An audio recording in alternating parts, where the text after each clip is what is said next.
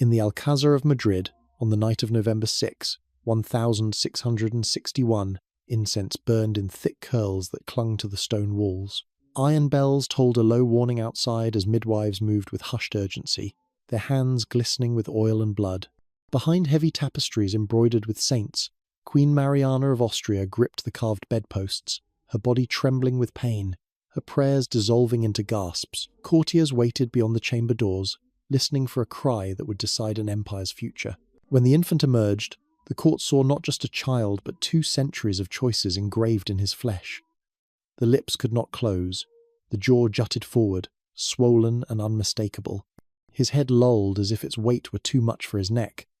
Yet still he breathed, still he lived, and the lie began at once. Whispers would soften the truth, records would omit, portraits would flatter. Spain had an heir, and the heir was already broken. This is the story of Mariana, a queen who would pour her love into saving a son whose body betrayed him, a mother who tried to shield an empire already sentenced by blood. But before the cry, there were vows. Before the monster, a design.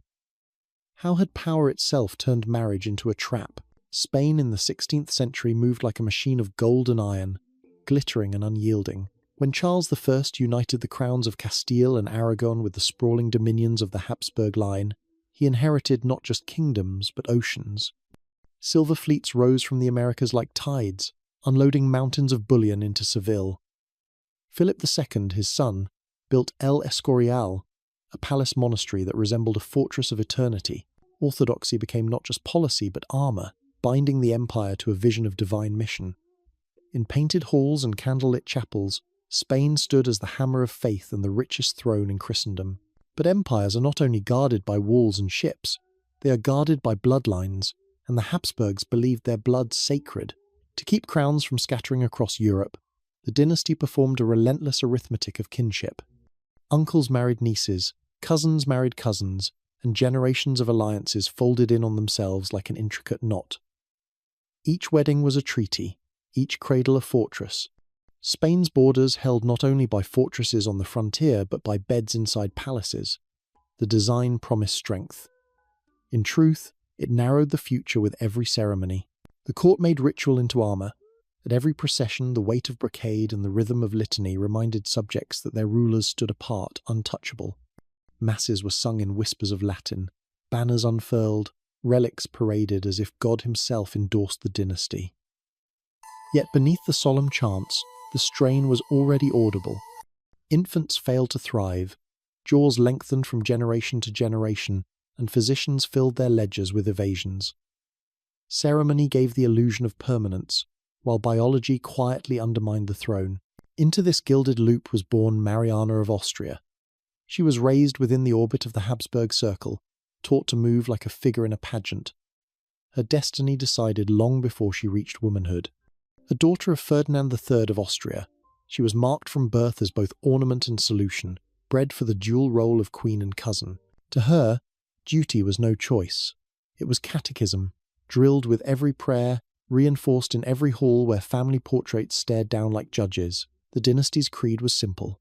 Keep the blood pure, keep the crowns united, let no foreign hand pry open the lock of empire.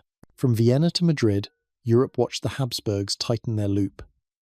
Marriage was not romance but geometry. A nephew was more valuable as a husband than as a brother. A niece was a vessel, a bond sealed with mass and bloodline.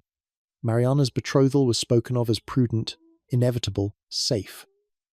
But safety was only on the surface. The arithmetic had consequences no ambassador dared put to parchment, though some tried. In hushed reports, foreign envoys hinted at weaknesses, at faces too similar, at children who failed to walk or speak as they should. These letters, folded and sealed, crossed borders with more truth than Spain's own chronicles would allow. Still, within the Alcazar, the pageantry continued. Portraits by Velázquez immortalized the rulers as statues of poise and majesty, their jaws softened by paint, their eyes gleaming with solemn authority. Court ceremony drowned doubt in incense and trumpets. The king's body, the queen's womb, the relics carried in procession, all formed the scaffolding of a realm determined to appear eternal. You watch, and you realize, this was a theatre where survival depended on never letting the mask slip. Yet every mask cracks. Even as the empire glittered, the hinge began to creak. The silver fleets grew irregular. Storms and pirates gnawed at the treasure routes. Soldiers bled in endless wars against enemies who no longer feared Spain's invincibility. The orthodoxy that had once bound the people now pressed down as suffocating weight. In the silence between bells, you could almost hear it, the faint exhaustion of a giant forced to stand too long. Mariana entered this world not as a savior but as a continuation of design. Her union with Philip IV, her own uncle, was planned not in whispers of affection but in the calculus of inheritance. She would be both queen and niece, mother and cousin, a woman tasked with shoring up a system already trembling under its own architecture. The ceremony that bound her to Philip was grand, fragrant with roses and heavy with incense, a ritual designed to hide the truth it carried. The family tree had ceased to be a tree. It was now a circle, tightening with every generation. The courtiers bowed, the ambassadors wrote their cautious congratulations, the bells rang across Madrid. Yet in the stillness that followed, an unspoken question lingered in the air. How long could ceremony smother consequence? How long before the careful design, perfected over centuries, revealed itself not as strength but as trap? Philip III inherited a throne encased in splendour yet softened by neglect. Where his forefathers thundered across Europe with armies and decrees, he preferred the velvet quiet of chapels and hunting lodges. Decisions seeped outward to favourites, to ministers who traded influence for coin, to courtiers who grew fat on favours. The treasury thinned, its coffers rattling like hollow drums even as fleets unloaded silver. Inflation gnawed at every coin, and in the streets of Madrid bread cost more than sermons promised. Still, the machinery of ceremony pressed forward, polishing marble floors while cracks spread beneath. In nurseries and chapels, another kind of decline whispered itself into existence.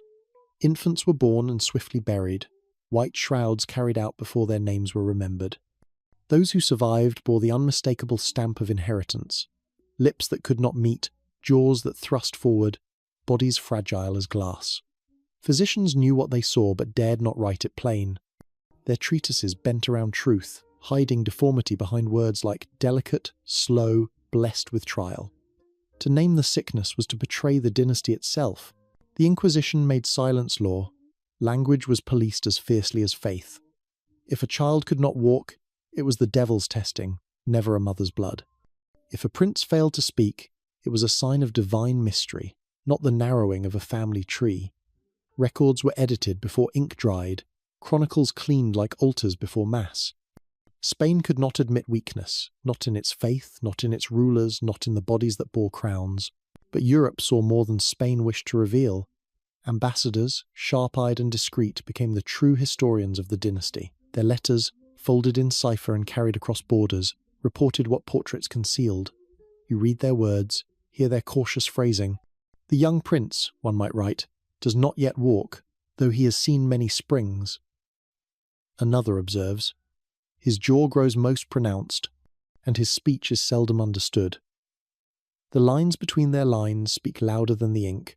Spain breeds heirs, but not health. As the 17th century deepened, the empire itself mirrored the family. Victories slowed, defeats grew common, armies stumbled home, starved of pay, ships sank under the weight of ambition, and once proud provinces whispered of independence. The marble facade of Spain still gleamed under candlelight. But inside, the echo of weakness could no longer be ignored. In this atmosphere of fraying power, Mariana of Austria was summoned onto the stage. Her marriage was spoken of as prudent, a joining of kin that promised stability. She was niece to Philip IV, her body both familiar and necessary, a vessel chosen to seal the empire's leaking seams. The match was calculated as all Habsburg matches were. Safe from outside interference, safe from foreign influence, safe from the imagined dilution of blood. No one called it dangerous. No one dared. Mariana herself stepped into destiny without visible protest. Raised in the same solemn rituals that defined the family, she knew obedience as survival. Her letters reveal piety, her portraits a stillness bordering on severity. Yet beneath her composure lay the weight of expectation. She would be asked to bear children not for love, not even for companionship, but to preserve a crown already trembling. Every pregnancy would be a national event, every labour a battlefield, every cradle the empire's desperate hope. Around her, Spain staggered. Losses in war piled high, Portugal slipping away like sand through fingers, provinces drained by taxation, nobles restless and cynical. And still the court clung to ritual as shield. Processions grew longer, relics paraded more often, bells rang louder, as if noise could drown truth.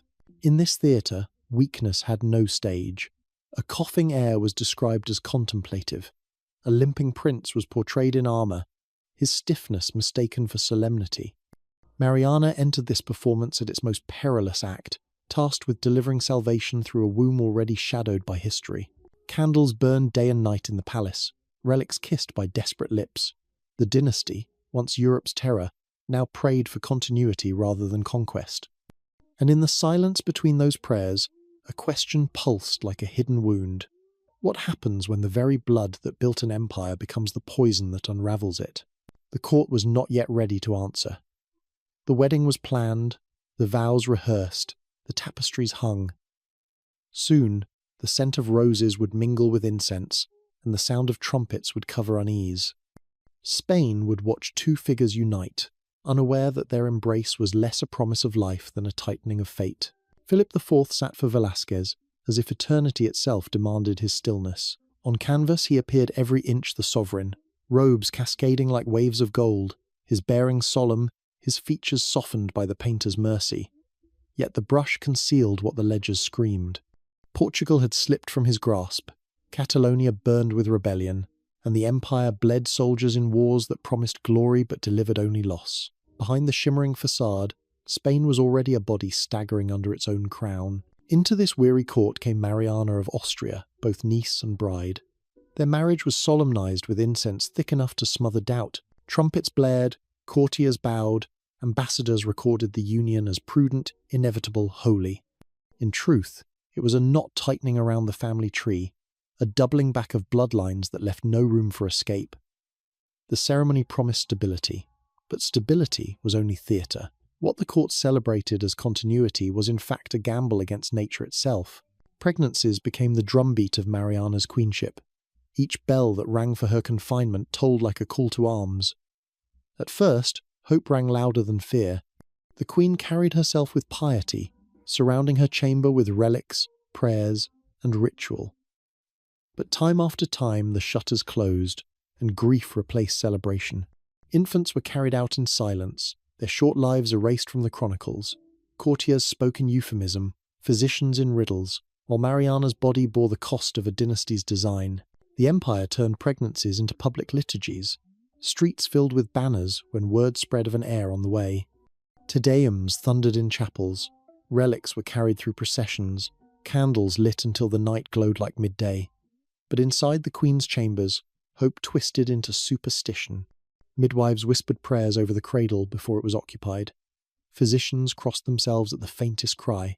Each failed birth deepened the realm's desperation, while Philip's losses on the battlefield mirrored the losses in the nursery. The family tree, once the pride of Christendom, now resembled a knot tightening beyond undoing.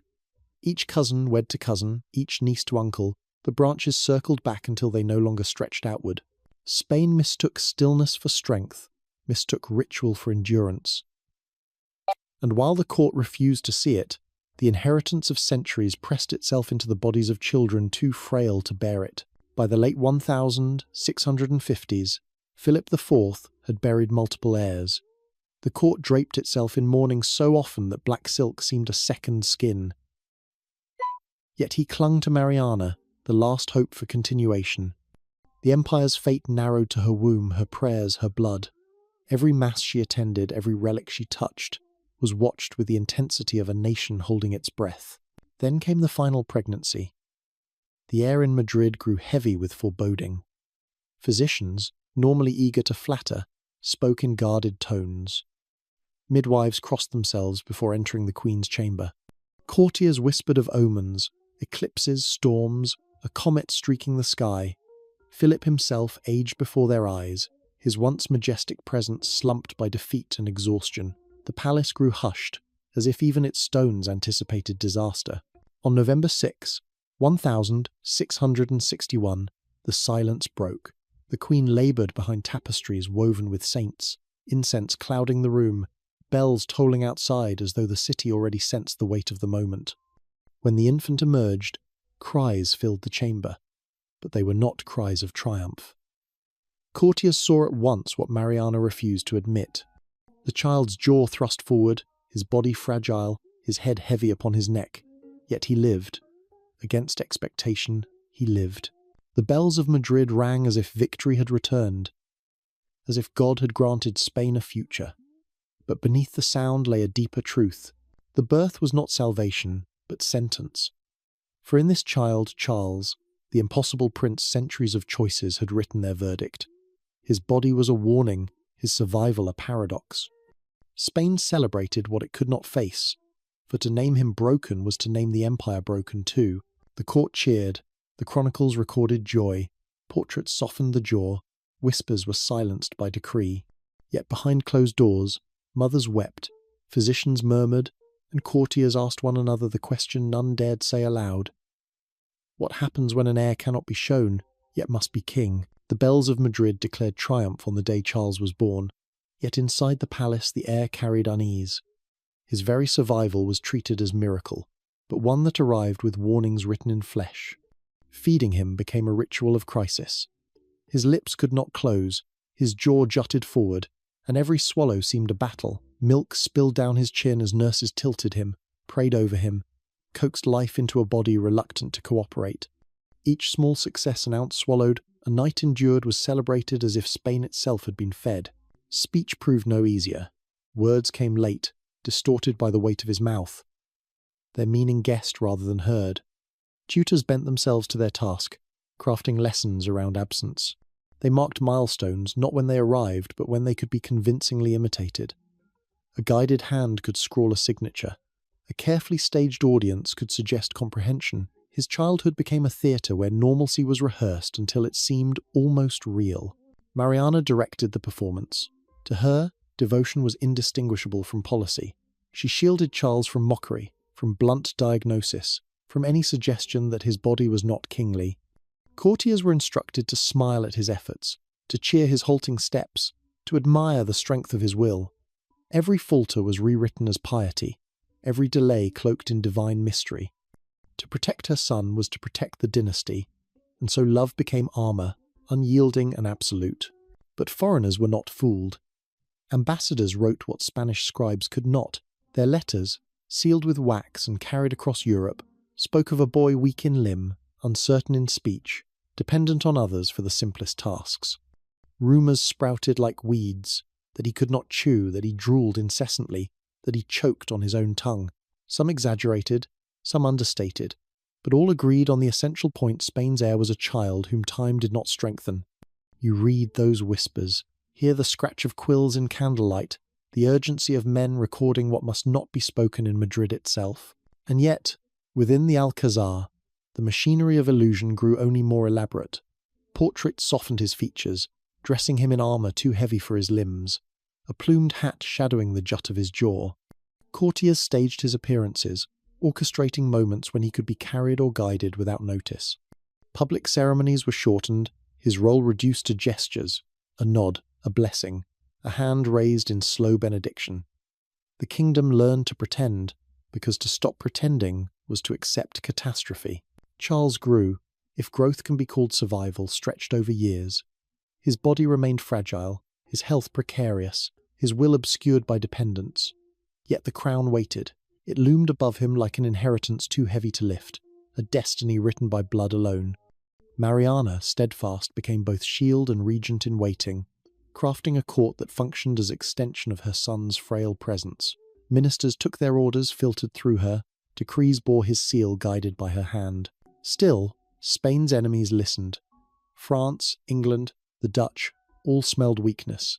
They saw that behind the curtains of ritual stood a boy unfit for battle, unfit for governance, unfit for marriage.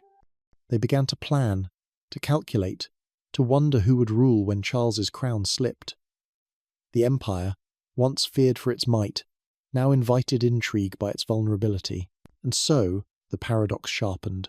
Spain had a king who was not yet king, a prince whose survival was itself the only achievement celebrated. He was heir by right of birth, yet each day revealed the cost of that birth more plainly.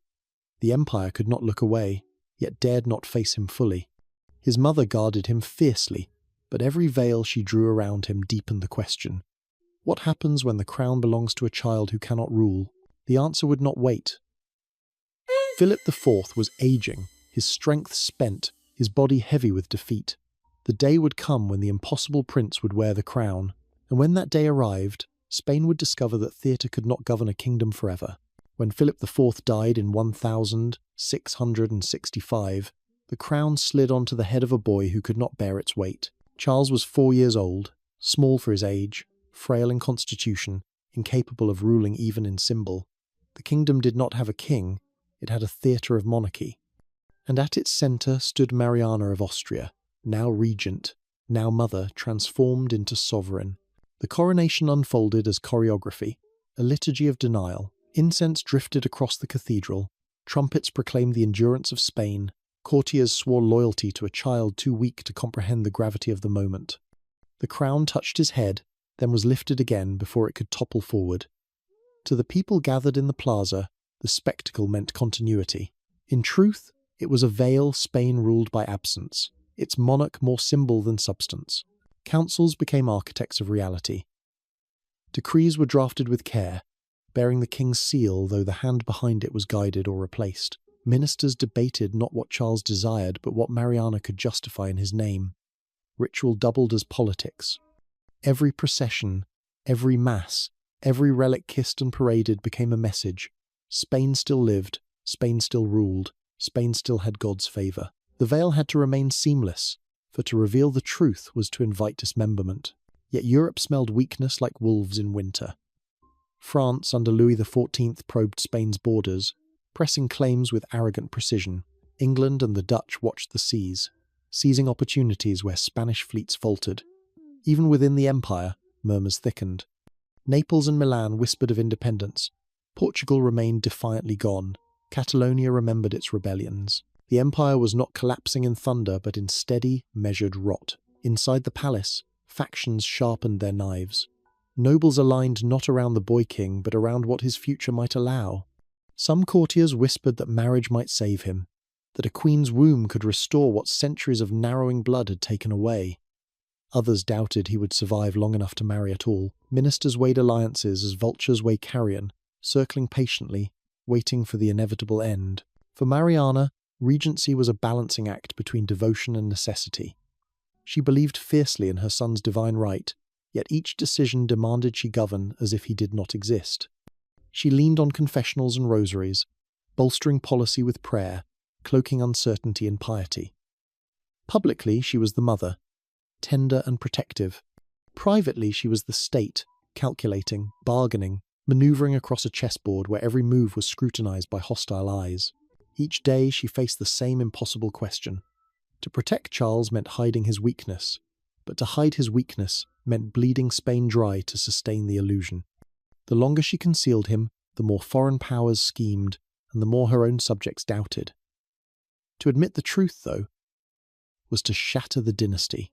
Her love, her faith, her power, all bent toward postponing catastrophe. The regency stretched across years like a candle burning too fast. Ministers came and went, intrigues flared and fell, the economy withered further, armies shrank, yet the theatre remained intact. Audiences were staged with Charles dressed in gold brocade, his hand raised in stiff blessing. The people saw what they were meant to see. Only behind closed doors did they whisper what they feared, that Spain was already a kingdom ruled by ghosts. Still, hope clung to a single possibility. If an heir could be born, if Charles could be married, if his line could continue, perhaps the doom could be deferred. Perhaps the blood could be healed by new blood, the dynasty renewed by union rather than crushed by it. Diplomats began to write, to negotiate, to suggest brides. The regent listened, prayed, and wondered. Could marriage save what nature had already condemned? Hope returned to Madrid in the form of a young French princess. Marie-Louise of Orleans, niece to Louis XIV, entered Spain draped in silks and prayers, her arrival heralded as salvation. Trumpets blared, church bells rang, processions swept through streets lined with banners. To the people, she was not merely a bride but a remedy, the vessel through which Spain might escape its narrowing blood. Charles himself, pale and awkward in her presence, was displayed as a king reborn by union. The wedding was theatre, ceremony stretched to breaking, each vow heavy with expectation. Yet behind closed doors, mornings never followed the vows. Marie-Louise smiled in public, but her letters sighed with exhaustion.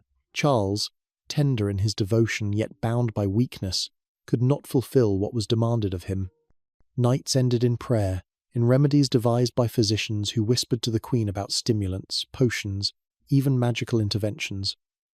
None of it worked. Months passed. Years passed. Still, no cradle rocked in the Alcazar. Rumours spread like smoke. Some whispered that Marie-Louise had been poisoned by rivals jealous of her influence. Others accused the French court of treachery, sending a bride barren by design. More cruelly, some whispered of Charles himself, a man so broken by blood he could not father a child. The truth was less sensational and more tragic. Marie-Louise withered under the pressure of a role she could not fulfill, her body drained by stress, her spirit consumed by disappointment. When she died suddenly in 1689, at only 26, Spain plunged into despair. Bells tolled, courtiers wept, but beneath the mourning lay panic. The Queen had been the Empire's last thread of hope. Now the thread had snapped. Still, dynasties do not surrender to grief. Plans were drafted with the cold precision of necessity. Another bride was chosen, Mariana of Neuburg, daughter of a German elector, a woman young, pious and fertile by reputation. Her entrance into Madrid carried less triumph than Marie-Louise's, yet the hope was the same. Once more, vows were spoken, relics kissed, candles lit. Once more, the people prayed for mornings that never came. But Spain was weary, and so was its king. Charles, now in his late 20s, was a man whose body failed room by room. He suffered convulsions, sudden paralysis, black depressions that dragged him into silence. His skin grew sallow, his limbs weak, his jaw more pronounced than ever. Physicians gathered around him with books of remedies, diagnosing demons, curses, imbalances of humours. Exorcisms were whispered over him, holy oils rubbed into his temples, exotic cures imported at staggering cost. None could restore him. Mariana of Neuburg bore no children. The months turned into years, and courtiers counted them like accountants tallying losses. Each absence of an heir was another wound to the empire. Foreign powers did not wait idly. France, England, and the Dutch began drafting partition treaties, carving Spain's vast empire on maps as if Charles were already in his grave. Spain was discussed in the past tense while its king still breathed. Within the Alcazar, ceremony staggered on. Charles appeared in public rarely, his body too frail for long processions, his face too ghastly to inspire confidence. When he did emerge, carried in gilded litters, his image was meant to assure the people that the monarchy still lived. Instead, it confirmed the opposite. The king's very presence became a spectacle of decline, his weakness impossible to hide even beneath gold and brocade.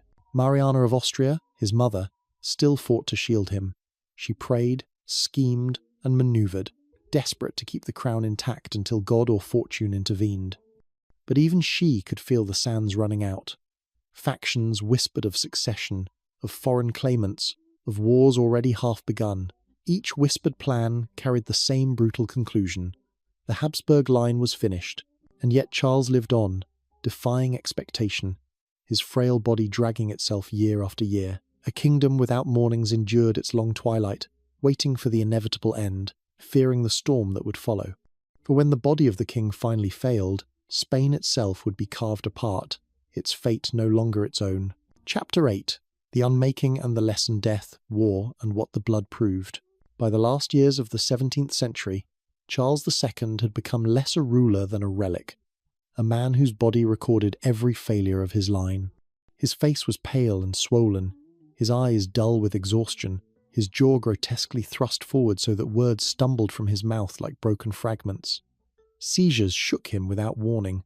At times his limbs refused to move, leaving him paralyzed in his chair while courtiers looked away in embarrassment. Physicians hovered constantly, prescribing purges, bleeding, exorcisms, charms against witchcraft. Each new remedy promised strength, each left him weaker. Portraits could not disguise him any longer. The canvases painted in his final years showed a king already half in the grave, his body slumped, his eyes heavy with resignation. No amount of velvet or gold thread could turn him into majesty. He was the end of a dynasty written in flesh, a man whose very presence was proof that power cannot command nature. The palace grew quieter as his decline accelerated. Ministers no longer spoke of policies or wars, but of succession. Ambassadors filled their reports not with Charles's decrees but with his symptoms, describing his swollen belly, his failing memory, his inability to eat without choking. The king's body became Europe's obsession, each detail studied as if the map of the continent depended upon it. And in truth, it did. By 1700, Charles was scarcely more than a shadow on the throne. His final months were a parade of humiliations. He lost the strength to walk, to chew, even to lift the relics pressed into his hands. He confessed endlessly, convinced that demons tormented him, that witchcraft had stolen his fertility and drained his vigour. Priests surrounded him, chanting prayers that could not reverse what blood had already decreed. On November 1700, the final breath escaped his lungs. The Alcazar echoed with bells not of triumph but of finality. Charles II, the last of the Spanish Habsburgs, was dead at 38. With him ended a line that had once ruled the mightiest empire in the world. Spain did not mourn only a king, it mourned the unravelling of 2 centuries of design. The Bourbon turn came at once. Philip of Anjou, grandson of Louis XIV of France, was named heir by Charles's will, a choice that flung Europe into chaos. The War of the Spanish Succession erupted like a long-delayed storm, kingdoms tearing at one another for pieces of Spain's empire. Battles scarred the continent from Flanders to Italy, fleets clashed across oceans, and treaties were drafted on maps drenched in blood. The war was not merely about land, it was the invoice for centuries of Habsburg arithmetic, the final price of a dynasty that mistook purity for strength. In the aftermath, historians looked backward with clarity denied to contemporaries. The Habsburg jaw became a symbol of a system that defied nature, a caricature painted on pamphlets, an emblem of arrogance. What physicians could not name, what priests refused to confront, science later explained with cruel precision.